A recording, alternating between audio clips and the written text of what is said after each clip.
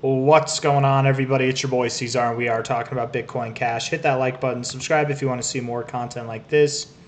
Shout out to the Dragon Riders in the House of the Dragon, and shout out to Mr. Hat and a couple other people who had some ideas for a Bitcoin Cash video tonight. I'm not gonna get to those requests. I have not forgotten you guys. I'm putting you on hold.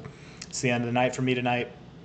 I don't know if it's imperative that we go over those immediately tonight. Maybe it is. I don't know, but I just want to do this quick analysis, go to bed, and then keep you dangling on the line for these videos to happen tomorrow. For most of you don't know what I'm talking about, but the people who had requests pertaining toward Bitcoin Cash, I've heard you, I've seen you, trust me, and I know you guys know that sometimes it doesn't happen like immediately. But tomorrow, on the non-normal request day, when I have more time, I'll make this video a bit more of a priority. And it'll probably be a good one. It'll probably be a good one. Just knowing the contents that are being discussed, it'll probably be interesting. I hope. Maybe not. But enough of that. Let's get going. Quick and easy today, besides my intro. From a low to a high here. From a low point to a high point. We moved down right to the 382. Pretty expected move, right? Previous areas of resistance, you can see here, previous areas of resistance becoming support, having a positive reaction off it so far. Nice. We were trying to move up here. We had the higher close on the 4 hour, but we had no volume, total die off in volume. There was no interest. So now we're in the pursuit of areas of interest, of which this could be. Previous area of resistance, 382 on the relative move. It makes sense. 4 hour RSI couldn't even get oversold. That's actually a really good look. If we can get above the 50, stay above there, and really if we can get above the 60, this is a really good look. But until then, it could be a daunting kind of setup in the sense that maybe we have lower to go still. And maybe we do. Maybe we do have lower to go.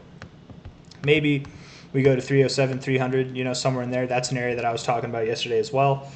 Really, I said I think like 310 to 330, but with a specific emphasis on 330. What we want to do right now, like I was saying with the 4 hours, move up above the 60. What we want to do with the price is move up above the $346 level. We want to close consecutive 4 hour candles above this. We don't want to get above it and then get back below it and move down toward the 382. If we do that, we're likely going here.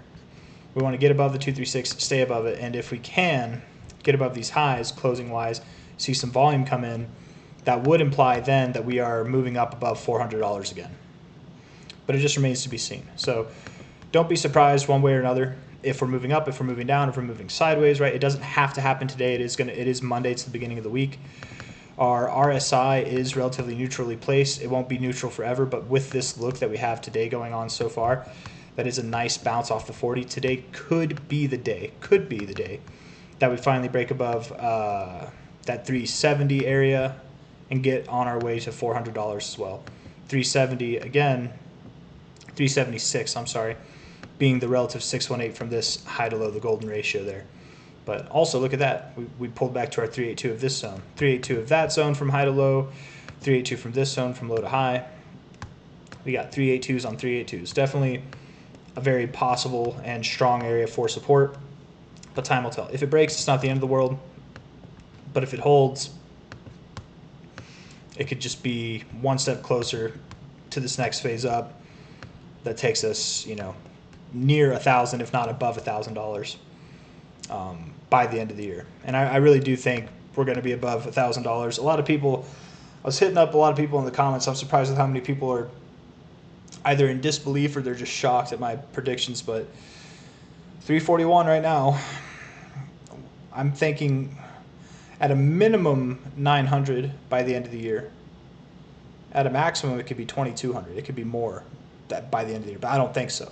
I'm thinking specifically like around 1,700, 1,200 to 1,700, but we do have targets at 900, at 1,000 itself, 1,200 right there, 1,700 at the 200 area, which that 200 area is not, it says 2, but it's 200%. That's why I say 200.